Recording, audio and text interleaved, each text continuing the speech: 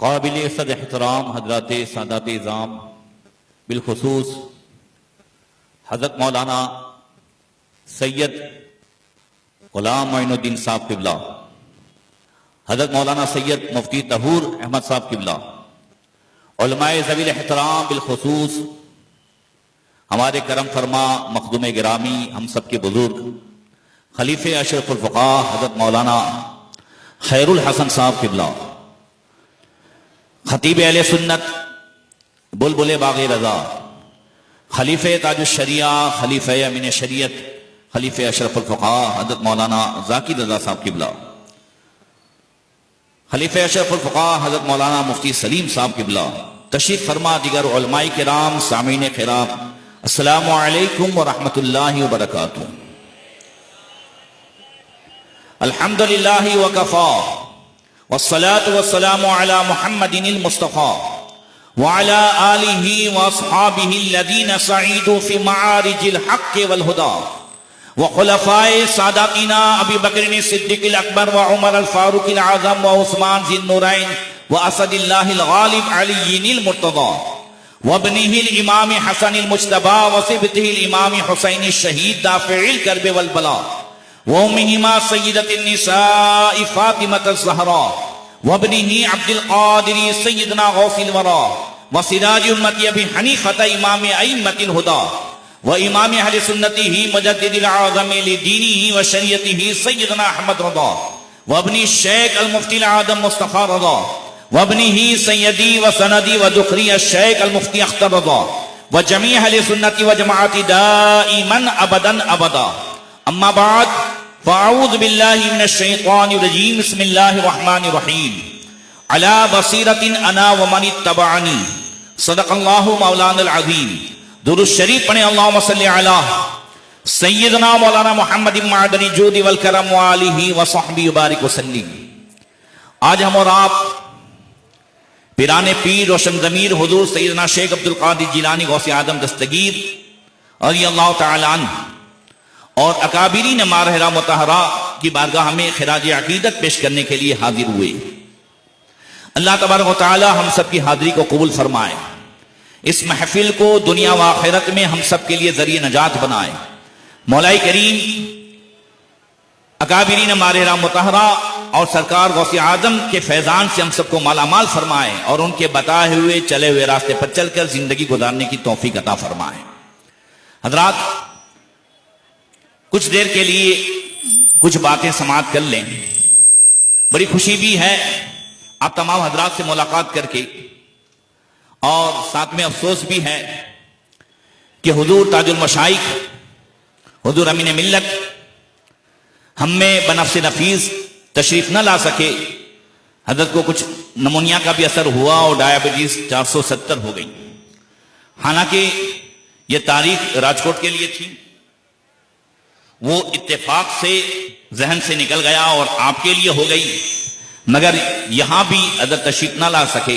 अल्लाह ताला हजरत इमाम ज़ैनुल आबिदीन के सदके में उन्हें शिफाए कामिला आजिला अता फरमाए।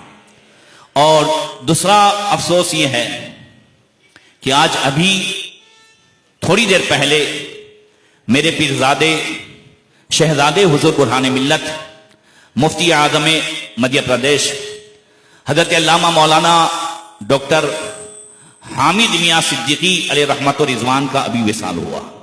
थोड़ी देर पहले 94 साल की उम्र थी। अभी उर्से अशरफुल फ़ुक़हा में जब हाजिरी हुई थी तब मैं और आदिल भाई गए थे, उनसे मुलाकात हुई। उस उम्र में भी जब मैंने बाहर से फोन किया तो काफी देर तक खड़े रहे हम लोगों के इंतजार में और काफी बातें की हुज़ूर मुफ्ती आज़मीन के हवाले से वगैरह। अल्लाह ताला हजरत के दर्जात को बुलंद फरमाए। हुज़ूर बुरहान मिल्लत आला हजरत के आखिरी खलीफा थे और आला हजरत के खलीफा के ये साहबजादे पूरे रुए जमीन में अगर आला हजरत के खलीफा का कोई साहबजादा हो तो वह एक ही थे। अभी इस वक्त अल्लाह ताला जो है जिंदा ये थे, अल्लाह ताला उनके दर्जात को बुलंद फरमाए। कैसे दिल करता है कि अगर आप जोर से सुभान अल्लाह कह दें तो चंद अशआर मैं आला हजरत के जो हुजूर गौसे पाक के मकाम को बताया है वो आप तक पहुंचाऊं।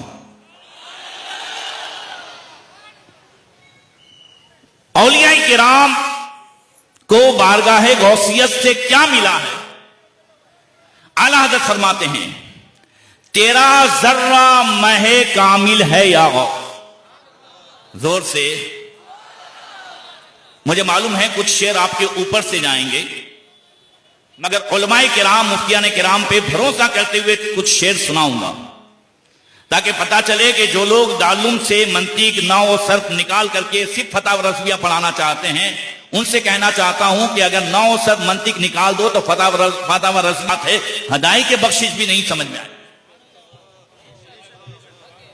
सही है ना जी? तेरा जर्रा महे कामिल है या गौस, तेरा कतरा यमे साइल है या गौस, कोई सालिक है या वासिल है या गौस, वो कुछ भी हो तेरा साइल है या गौस। और ये अशार उलमाए किराम तवज्जो दें कि उलूहियत ही अहमद ने न पाई, नबुव्वत से तू आकिल है या गौस, सहाबियत हुई फिर कादबियत, फिर आगे कादरी मंजिल है या गौस, हजारों ताबई से तू फुजू है, वो तबका मुजमलन फाजिल है या गौस। हजारों ताबई से तू फुजू है, वो तबका मुजमलन फाजिल है या गौस। ये चिश्ती, सोहरवर्दी, नक्शबंदी हर एक तेरी तरफ माइल है या गौस। तेरी चिड़िया, तेरा दाना, तेरा पानी। औलिया क्या है हुजूर गौसे पाक के सामने? तो फरमाते तेरी चिड़िया, तेरा दाना, तेरा पानी, तेरा मेला, तेरी महफिल है या वो क्या जाने तेरे सर का रुतबा, वो क्या जाने तेरे सर का रुतबा कि तलवा ताजे अहले दिल है या और फरमाते हैं वो क्या जाने फजले मुर्तजा को, जोर से, वो क्या जाने फजले मुर्तजा को। कौन वो? अभी एक शिया से एक ने पूछा कि क्या शेख अब्दुल कादिर जिलानी को आप लोग मानते हो? तो उसने कहा वो अहले तसव्वुफ में से हैं, सूफियों में से हैं, और हमारे इमामों ने मानने से मना किया। तो शिया हुजूर गौस पाक को नहीं मानते, तवज्जो है ना, शिया हुजूर गौस पाक को नहीं मानते, कहते हमारे इमामों ने मना किया है।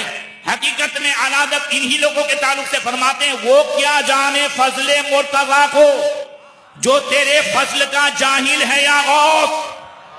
अली को सही माने में वही मानेगा जो शेख अब्दुल कादिर जिलानी को मानता है। और हकीकत में मौलाए कायनात को सही अंदाज से हम अहले सुन्नत मसलक के आला हज़रत वाले ही मानते हैं। आला हज़रत से जब पूछा गया, ये भी प्रोपेगेंडा चलाया जा रहा है कि मसलक के आला हज़रत वाले हज़रत अली को नहीं मानते, हज़रत अली को न माने तो आखिरत खराब। जोर से, हुब्ब अली इब्न अबी तालिब ताकुलुज़ ज़ुनूब कमा ताकुलुन नारुल हतब। अली की मोहब्बत गुनाहों को ऐसे मिटा देती है जैसे आग लकड़ी को खत्म कर देती है। आला हज़रत से पूछा गया कि सारे वलियों को विलायत अली के दर से मिली है, हजरत अली सबको विलायत बांटते हैं, तो अगली उम्मत में हजरत अली तो इस उम्मत में पैदा हुए, अगली उम्मत में जो औलिया हुए उन्हें विलायत किसने दी, उनको किसने बांटी? तो आला हजरत फरमाते हैं कि जिसमें अली हुजूर के जमाने में पैदा हुआ, रूह अली पहले से मौजूद थी, अगली उम्मत के औलिया को भी विलायत मौला अली ही ने बांटी है।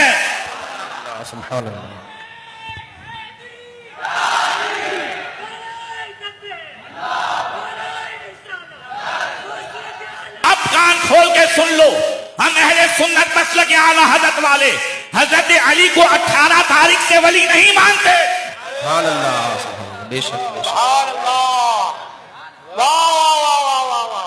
सन हिजरी 10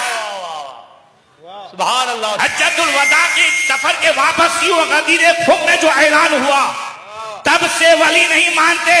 मानना हजरत अली की शान में गुस्ताखी है। अली तो उस वक्त से वली है जब रूह अली पैदा हुई है।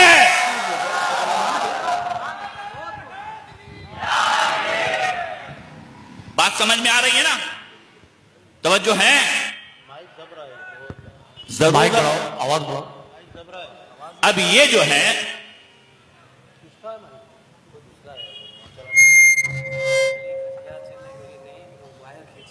माइक का आवाज ध्यान नहीं आ रहा। भाई, आगे आने के लिए आप लोग स्पीकर के तार को खींच दे रहे हैं। इतने स्पीकर हैं, मगर हकीकत में कई स्पीकरों के तार निकल चुके हैं। इस वजह से आवाज तो क्या खींच रही है, बल्कि मेरा तो सीना ही अभी से खींचा जा रहा।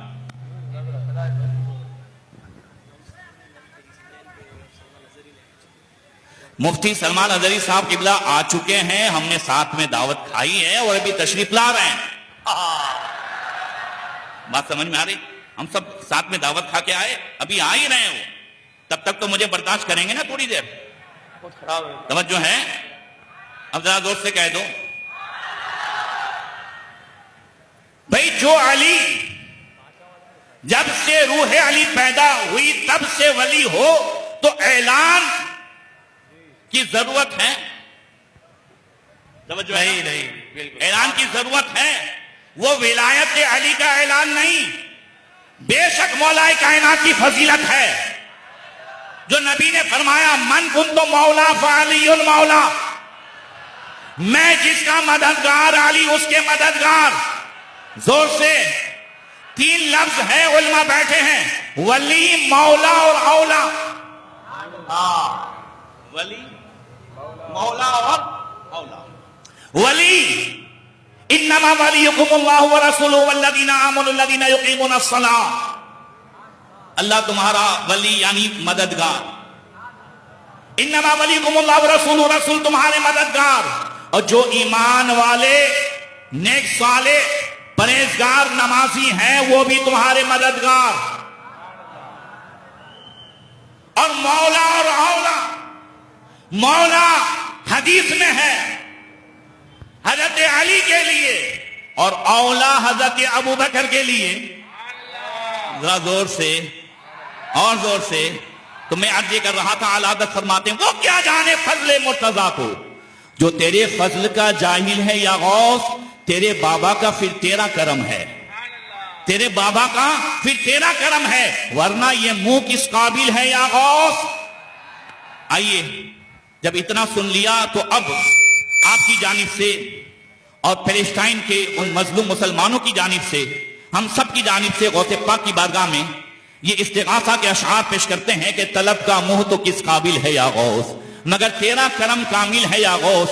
दुहाई या मुहय्यद्दीन दुहाई, बला इस्लाम पे नाजिल है या गौस। अजुमन कातिलन इंदल क़िताली, मदद को आ दमे बिस्मिल है या गौस। कहा तूने जो मांगो मिलेगा। तवज्जो है? गौसे पाक ने क्या फरमाया? जो मांगो, मांगो तो सही, जो मांगो वो मिलेगा। कहा तूने जो मांगो मिलेगा। सुल्तान महमूद गजनवी ने दरबार में हीरे जवाहिरात, सोने चांदी सबको बिखेर दिया, ऐलान कर दिया, जो जिस पे हाथ रख दे वो उसका, जो जिस पे हाथ रख दे वो उसका। सब ने हीरे जवाहिरात पे हाथ रखा और हजरत अयास ने सुल्तान महमूद के सर पे हाथ रखा। कहा तुमने अयास हीरे जवाहिरात, सोना चांदी, इसमें से किसी पे हाथ नहीं रखा? मैंने कहा था जो जिस पे हाथ रखते उसका। कहा हाँ, जिसने सोने पे हाथ रखा सोना उसका हो गया, हीरे पे हाथ रखा हीरा उसका हो गया। और आपने ऐलान किया जो जिस पे हाथ रखे, तो मैंने उस पे हाथ रख दिया है कि अगर महमूद पे हाथ मेरा रह गया, अगर महमूद पे हाथ रह गया तो सोना भी मेरा है, चांदी भी मेरी है, वो हीरे भी मेरे हैं। अब आला हजरत को देखे फरमाते हैं, कहा तूने जो मांगो मिलेगा। रजा तुझसे तेरा साइल है या गौस, रजा का खात्मा बिल खैर होगा अगर तेरी रहमत शामिल है या गौस। हजरात, नजर 2 किस्म की है। एक सर की नजर, सर की आंख।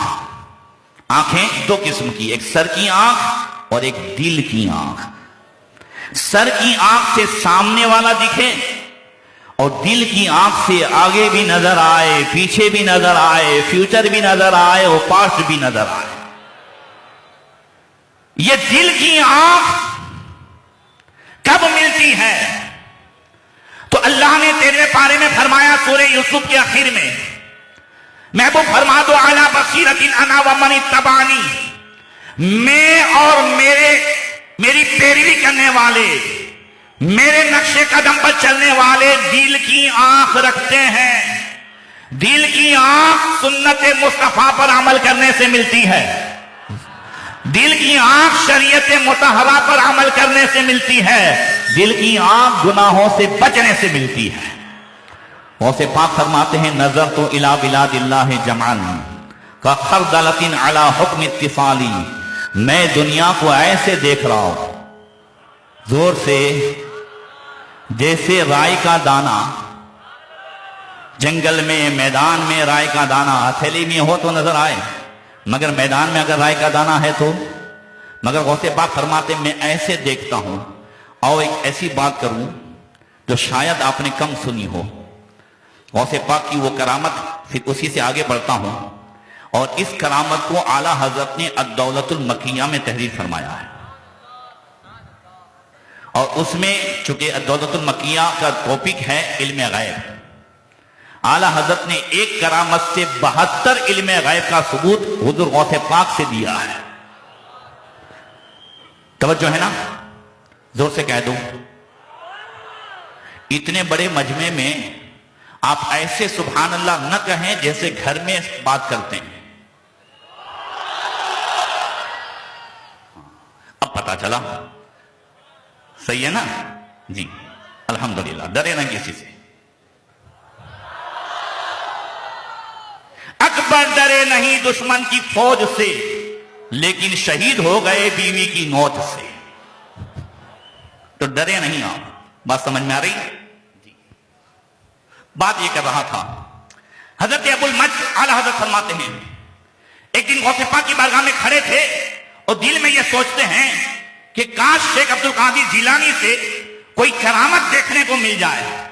और सबसे ज्यादा औलिया किराम में अगर करामतों का सुदूर किसी से हुआ है तो गौसे पाक की जात है।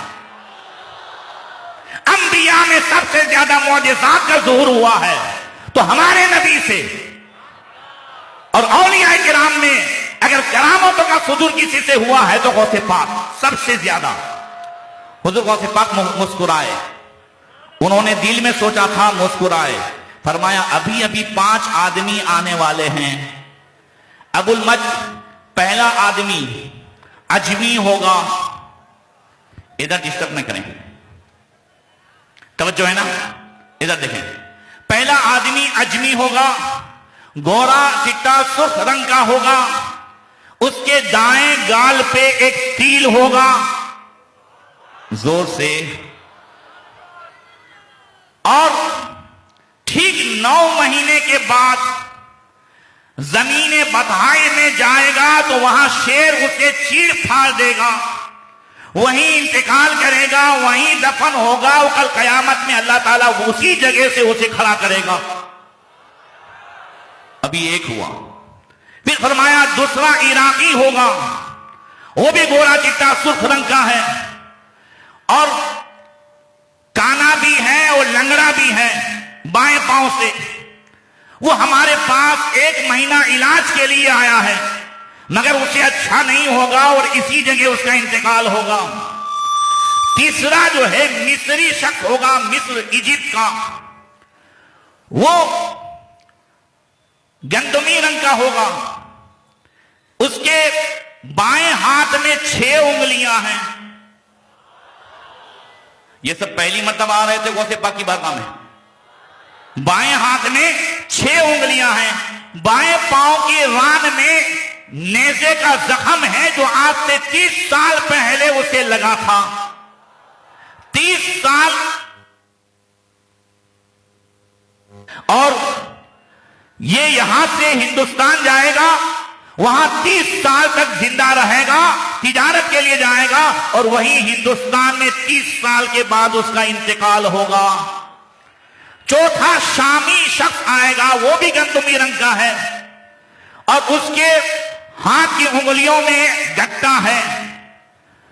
वो ठीक 7 साल 3 महीना 7 दिन के बाद ये अबुल मज तेरे घर के सामने उसका इंतकाल होगा। जोर से कह दो। और 5वां जो है यमनी शख्स है, वो भी गोरा चट्टा है मगर नसरानी है, ईसाई है, मुसलमानों का लिबास पहने घूम रहा है, अंदर से उसने सलीब छुपाई हुई है और 3 साल से घर से निकला है मुसलमानों की जासूसी करने, हर खानका में पहुंचता है। और फिर फरमाते हैं कि अभी ये बात हो रही थी कि वो 5 आए और गौसे पाक ने साथ में ये भी फरमाया कि वो आने के साथ खाना क्या मांगेंगे। फरमाया जो अजमी होगा पहला शख्स वो भुना हुआ गोश्त मांगेगा, इराकी बतख का गोश्त और चावल मांगेगा, शामी शाम का सेब मांगेगा और यमनी भुना हुआ अंडा मांगेगा और मिस्री जो है वो घी और शहद मिला हुआ वो मांगेगा। कहते हैं जब 5 आए तो अबुल मज कहते हैं मैंने वैसे ही पाया, मैंने वैसे ही पाया जैसा कि गौसे पाक ने फरमाया था। और 5 ने वैसे ही खाने मांगे जो अभी गौसे पाक ने फरमाया थे। गौसे पाक ने बगैर किसी उसके फौरन सामने हाजिर भी कर दिए। और इन 5 में किसी को मालूम नहीं था कि कौन क्या खाना मांगेगा, उनकी आपस में बात भी नहीं हुई थी। कहा सारी चीजें मैंने देखी मगर मिस्री के पांव का जख्म, मैंने धीरे से कान में कहा तुम्हारे बाएं पांव में जख्म है, तुम्हें कैसे मालूम? 30 साल पहले मुझे तो लगा है, मुझे तुम्हारे आने से पहले शेख अब्दुल कादिर जिलानी ने सब बताया। 5 खा के सो गए। उठे तो यमनी आगे बढ़ा कहने लगा एक सवाल है। फरमाया पूछ। कहा उस आदमी के बारे में क्या है जो सूफियों की बारगाह में जाता है, एक सवाल करता है। फरमाया मैंने तुझे पहचान लिया है, तू है वो, तू अंदर से नसरानी है, तूने सलेब छुपाई है, इस्लाम का लिबास पहना है, अब सच्चे दिल से कलमा पढ़ और सलेब को तोड़ दे। फौरन एक चीख मारी और ला इलाहा इल्लल्लाह मुहम्मद रसूलुल्लाह पढ़ करके मुसलमान हो गया। अब आगे गौसे पाक फरमाते हैं ये मत समझना, सुन लो और यहां आएंगे तब खड़े होंगे। फरमाया ये मत समझना कि जितनी खानकाओं में तू गया था उन सबको मालूम नहीं है। फरमाया उन सबको मालूम है। अल्लाहुम्मा सल्ली अला सय्यदना मौलाना मुहम्मद इब्न मदनी जूदी वल करम व आलिहि व सहबिहि बारिक वसल्लम। एला खाना मरो तक है ना जी। अब आप लोगों को भी वैसे ही डांटना पड़ेगा जैसे घर पे पढ़ती हैं।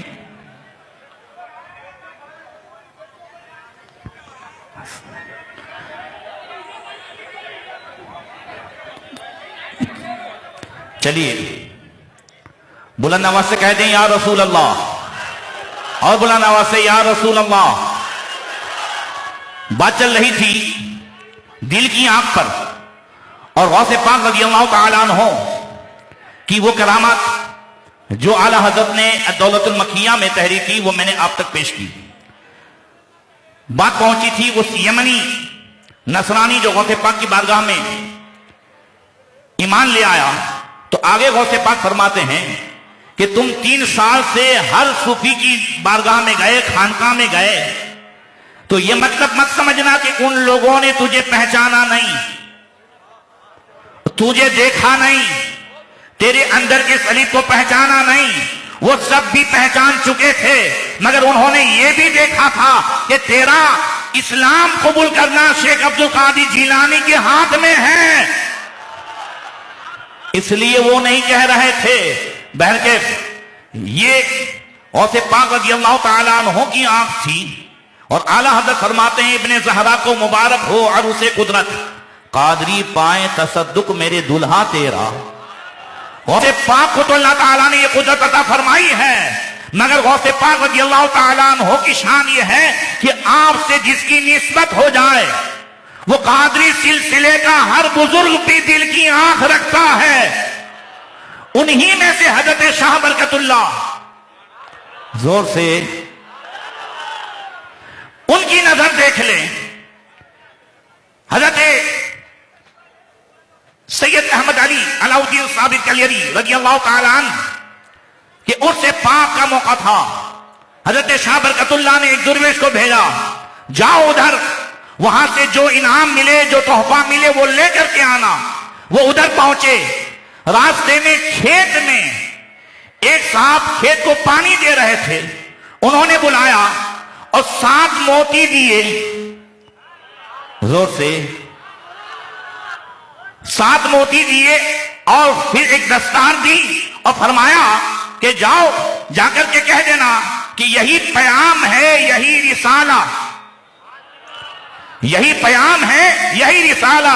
कहियो बरकत मारेरा वाला, कहा जाओ इनको ये दे देना। जब वो पहुंचे देखा, कहा ये क्या है? तो हजरत शाह बरकतुल्लाह फरमाते हैं गौसे पाक रज़ी अल्लाह तआला अन्हु ने ये भेजा है। कहा हुजूर वो कौन थे जो गया है सर की आंख से वो नहीं पहचान पा रहा है कौन है? और इधर मारेरा में बैठे बैठे शाह बरकतुल्लाह फरमा रहे हैं, हाँ हाँ वो हजरत अबू अली शाह कलंदर पानीपती थे, उन्होंने ये तोहफा गौसे पाक का हदिया भेजा है। ये 7 मोती 7 कुतुब की दलालत है। और गौसे पाक ने हजरत शाह बरकतुल्लाह से फरमाया कि जब तक मैं उस वक्त तक जन्नत में कदम नहीं रखूंगा जब तक कि तुम्हारे सिलसिले के जितने मुरीद हैं उन्हें जन्नत में दाखिल न करा दूं।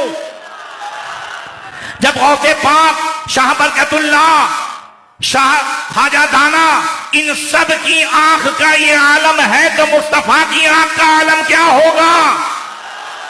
सुनो मुस्तफा ने क्या फरमाया।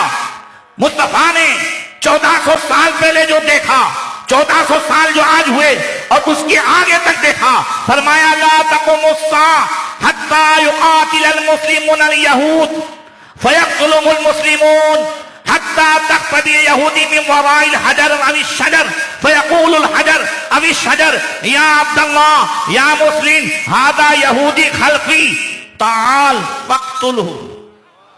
कह दो ना जोर से, ये जब जब पढ़ता हूं हजरत ताल फ़क़्तुलहु तो जिस्म का रोवा रोवा खिल जाता है। अल्लाह ताला मुझे और आपको और हमारी नस्लों को, आने वाली नस्लों को ये जज्बा अता फरमाए। हुजूर ने फरमाया उस वक्त तक कयामत कायम नहीं होगी जब तक के मुसलमान यहूदी को कत्ल न करे। जान बचाने के लिए यहूदी पत्थर और दरख्त के पीछे छुपेंगे और पत्थर और दरख्त बुला बुला के कहेगा या मुस्लिम या अब्दुल्लाह ताल फ़क़्तुलहु हादा यहूदी खल्क़ी, ये यहूदी मेरे पीछे आ जाए, इसे कत्ल कर। इल्लल गरक़द, मगर जो गरक़द का दरख्त है वो कांटेदार, वो बिछा हुआ दरख्त, किसी जमाने में जन्नतुल बकी के इलाके में बहुत ज्यादा होता था वो दरख्त, यहूदी उसे उगाते हैं। फरमाया फ़इन्नहु मिन शजरिल यहूद, ये यहूदियों का दरख्त है, यहूदी उसे उगाते हैं। ये जो है यहूदियों को पनाह देगा, ये नहीं बताएगा। यहूदी तब से उसे बहुत उगाते हैं और जन्नतुल बकी में उस जमाने में बहुत था, इसलिए उसे कहते हैं बकीउल गरक़द। अब नहीं है।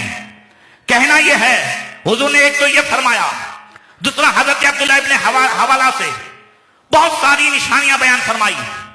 हजरत अब्दुल्लाह बिन हवाला कहते हैं कि कुछ मुझे घबराहट भी तारी हुई तो हुजूर ने अपना सर, अपना जो है हाथ मेरे सर पे रखा और फरमाया या इब्न हवाला इज़ा रअयतल खिलाफता क़द नज़लत फिल अर्दिल मुक़द्दसा क़द दनतिल ज़लाज़िल वल बलाबिल वल उमूरुल इज़ाम। फरमाया इब्न हवाला, हाँ हाँ कयामत से पहले इस्लाम की राजधानी बैतुल मुक़द्दस में होगी। जोर से शारीन फरमाते हैं ये अभी जमाना आया नहीं है। बैतुल मुक़द्दस फतेह तो हुआ मगर इस्लाम की राजधानी वहां नहीं हुई है। कुर्बे कयामत इस्लाम की राजधानी खिलाफत ये बैतुल मुक़द्दस में होगी। बैतुल मुक़द्दस ये जमीन इसरा भी है, जोर से अंबिया की जमीन भी है अल्हम्दुलिल्लाह बैतुल मुक़द्दस के सही हकदार कल भी हम थे और आज भी हम ही हैं। ये वो सरजमीन है जो कई मरतबा यहूदी वहां से भगाए गए, ईसाइयों के हाथ में वो बैतुल मुक़द्दस आया और फिर 4 महीना हजरत अमीरुल उम्मत अबू उबैदा बिन जर्राह ने उसका मुहासरा किया, घेराव किया, सारे ईसाई अंदर जो है बंद हो गए। एक दिन पादरी चढ़ के कहता है, मुसलमानों कयामत तक बैतुल मुक़द्दस के इर्द गिर्द घेरा डाले रहो, तुम नहीं फतेह कर सकते, मगर एक दुर्वेश बादशाह, जोर से एक दुर्वेश बादशाह जिसका जिक्र हमारी किताबों में है, वो आ जाए तो बगैर किसी खून बहाए हम दरवाजे खोल देंगे। हजरत अमीरुल उम्मत को बताएगा, उसने देखा गौर से, कहा ये नहीं है। हजरत अमीरुल उम्मत को लाइट हुई, कहा वो दुर्वेश बादशाह तो मदीने में है, जिसके जो है पूरे पैरान पर इतने, हमारे गुजराती में कहते हैं ठिगड़े, क्या है पेवन ठिगड़े, कहा ये वहां है। बुलाया गया, खत लिखा, सैयदुल सादात मौलाए कायनात ने मशवरा दिया, अमीरुल मोमिनीन जरूर जाना चाहिए, तशरीफ लाए। बहुत लंबा वाकया है, मैं शॉर्ट में बताता हूं। जब हजरत उमर फारूक आजम रज़ी अल्लाह तआला अन्हु जाने लगे तो अमीरुल उम्मत ने कहा, अमीरुल मोमिनीन आपने जो लिबास पहना है उसमें 14 पेवन 14 ठिगड़े थे। कितने? ऊंट पे सवार थे। कहा यहां के लोग आपके नाम से डरते हैं, आज हमारे पास सब कुछ है, आप, मेरी गुजारिश है कि अच्छा लिबास पहने घोड़े पर सवार हो। अमीरुल उम्मत, जिसको अल्लाह के रसूल ने इस उम्मत का अमीन फरमाया, हजरत उमर बहुत कदर करते थे। कहा ठीक है, पहन लिया, घोड़े पर सवार हुए, चंद कदम आगे गए, वापस आए। कहा अबू उबैदा इसे वापस रख लो, मुझे मेरा लिबास दो। कहा हुजूर क्या हुआ? कहा अभी अभी मुझे ये हदीस याद आई, अल्लाह के रसूल सल्लल्लाहु अलैहि वसल्लम ने फरमाया, ला यदखुलूनल जन्नह मन काना फी क़ल्बिही मिस्क़ाला हब्बतिन मिन खर्दल मिन किबरिन। वो जन्नत में दाखिल नहीं होगा जिसके दिल में राई के दाने के बराबर भी तकब्बुर होगा। समझ में आ रही है ना बात? आज अपने उससे जो है थोड़ा सा क्या हुआ कि बाप से भी कहते हैं प्याई के खबर ना कोई, अब बाप को पता ना चले। मां से कहते हैं मां तुझे पता ना चले, अरे इसे पता चल रहा था तब तो तुझे यहां तक पहुंचाया है। हमें थोड़ी सी क्या शोहरत मिलती है कि हम मां बाप तक को जो है अपने खातिर में नहीं लाते। अब इससे बड़ा तकब्बुर क्या होगा? जो औलाद अपनी मां का हाथ पकड़ने से भी जो है शर्म महसूस करे, दादी का हाथ पकड़ने से शर्म महसूस करे। याद रखें, एक जोरदार वजीफा बताता हूं, याद रखें, मां बाप सबसे बड़े पीर हैं। मारेरा के बुजुर्ग नहीं आए हैं मगर उनका पैगाम पहुंचाता हूं। हुजूर रफीक मिल्लत फरमाते हैं अगर सबसे बड़ा पीर है तो वो मां बाप हैं। जोर से कह दो, जो भी मानता है सब बोले। क्यों? कि पीर भी मिले हैं तो मां बाप की वजह से। मां बाप पीर वाले थे तो हम पीर वाले हुए, मां बाप खाजादाना वाले थे तो हम खाजादाना वाले हुए, मां बाप गौसे पाक वाले तो हम गौसे पाक वाले, मां बाप हजरत अली वाले, इमाम हुसैन वाले तो हम इमाम हुसैन वाले। मां बाप चंबुड़िए होते तो हम भी शिर्क व बिदअत वाले। सही है? इसलिए पीर भी मिला है तो मां बाप की वजह से। सबसे बड़ा पीर मां बाप। मां बाप को छोड़ के आओगे तो कहीं ठिकाना नहीं मिलेगा। चाहते हो कि तुम्हारी रोटियों में बरकत आ जाए, इतने नौजवान हैं, अल्हम्दुलिल्लाह बात करता हूं, एक वजीफा बताता हूं, वो कोई पढ़ने वाला नहीं है।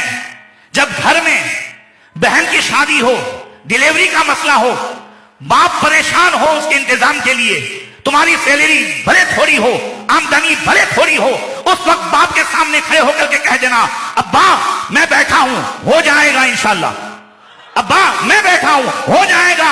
कह करके तो देखो, हर बाप का कान ये सुनने के लिए तरसता है कि नौजवान बेटा कहे कि मैं बैठा हूं। अरे कहना तुम्हारा काम होगा, तुम्हारी गैर से मदद करना परवरदिगार का काम होगा। कह करके तो देखो, मां बाप से दुआ कराई नहीं जाती है, ली जाती है। अगर मां बाप से दुआ लोगे तो इधर उधर होने की जरूरत नहीं है। अगर नौजवान मां बाप की ताजीम करने लगे तो कसम खुदा की आधी समस्या उसकी दूर हो जाए। और मां से भी दुआ लेने के मौके हैं, वेकेशन है, बहनें आई हैं, नमाज से भांजे आए हैं। हर मां का दिल बेटियों पे सबसे ज्यादा होता है, हाँ या ना? होता है कि नहीं? उस वक्त मां को कुछ दो, और जब देना चाहोगे ना तो मुझे और आपको सबसे ज्यादा चाहने वाली धीरे से कहेगी, अपने को मां को देने में कोई वांदा नहीं। तो मां छोकरियों के घर भरते, हाँ या ना? जोर से बोलो भाई। की कहानी है, मेरे जैसा कह देता है, आप कहते नहीं है। बात तो वही है। ये हमारा इम्तिहान है। उस वक्त कहना है कि मां भरे दरिया में डाल दे, मैं यहां तक पहुंचा हूं तो मां बाप की दुआ की वजह से पहुंचा हूं। कोशिश करो नौजवानों, मां बाप को मांगना ना पड़े। जोर से, मां बाप को मांगना ना पड़े। जहां मां बाप को मांगना पड़े वहां बरकत नहीं होगी। मां बाप मांगे उससे पहले दिया करो, अल्लाह ताला गैब से तुम्हें अता फरमाएगा। खैर, हजरत उमर फारूक आजम लिबास पहन करके, जो पुराना लिबास था, पहन करके गए। पादरी ने देखा, फट से कहा, ये वही मोहम्मद इब्न अब्दुल्लाह के साथी हैं, जल्दी से दरवाजा खोल दो। दरवाजा खोल दिया गया और बगैर लड़ाई के बैतुल मुकद्दस फतेह हो गया। पीर का दिन था वो। ईसाइयों ने कहा अब आप आ सकते हैं। फरमाया आज नहीं, जुमा के दिन आएंगे, बैतुल मुकद्दस में नमाज अदा करेंगे।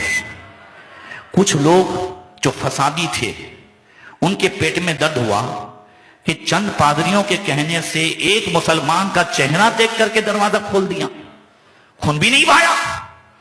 ये नहीं, इनका कुछ नुकसान होना चाहिए। तो पार्टी बैठी मीटिंग के लिए। अबू जईद रूमी जासूस जो मुसलमानों में आता जाता था, उसने धीरे से कहा कि क्या करना है। बोले जुमा के दिन ये लोग आते हैं ना, सब सजदे में हो तो सबको खत्म कर दें। अबू जईद कहता है मैं इनके दरमियान हूं, मुझे मालूम है मुसलमान किसी को धोखा देता भी नहीं है, वो धोखा खाता भी नहीं है जी। तो मैं यहां कहता हूं आखिरी बात कि बैतुल मुकद्दस फतेह हो गया। अबू जईद कहता है एक काम करो, तुम उन्हें मार नहीं सकते, मगर जुमा के दिन आते हैं ना तो पूरा जो है सजा दो बाजार, हीरे से, जवाहरात से, सोने से, चांदी से सजा दो, और सिपाहियों को हटा दो। वहां नीम और यहाँ लड़कियां जिसने आधा आधा लिबास पहना हो वहां खड़े कर दो। ये जवान हैं, इतने महीनों से बाहर हैं, कुछ भी करेंगे तो हम बहाना करके इन सबसे मुकाबला करेंगे। जब जुमा के दिन हजरत उमर फारूक आजम आए, पीछे 47,000 का लश्कर था, इधर देखा उधर देखा, फरमाया मुसलमानों तुम्हारे ईमान का इम्तिहान है, नजरें नीची करो। कसम खुदा की 47,000 का लश्कर बैतुल मुकद्दस तक अंदर पहुंच गया। किसी ने न हीरे की तरफ देखा, न खूबसूरती की तरफ देखा, न जो है हुस्न जमाल की तरफ देखा। सब नीची नजर करके चले गए और ये सबक देते गए कि ये हुस्न जमाल की तरफ कैसे देखें। जिसने मुस्तफा के तलवे को देखा हो, ये हीरे जवाहिरात की तरफ कैसे देखें। चलते गए, पहुंचते गए और ये सबक देते गए कि तेरे कदमों में जो है गैर का मुंह क्या देखे, कौन नजरों में जके देख के तलवा तेरा। अस्सलाम वालेकुम।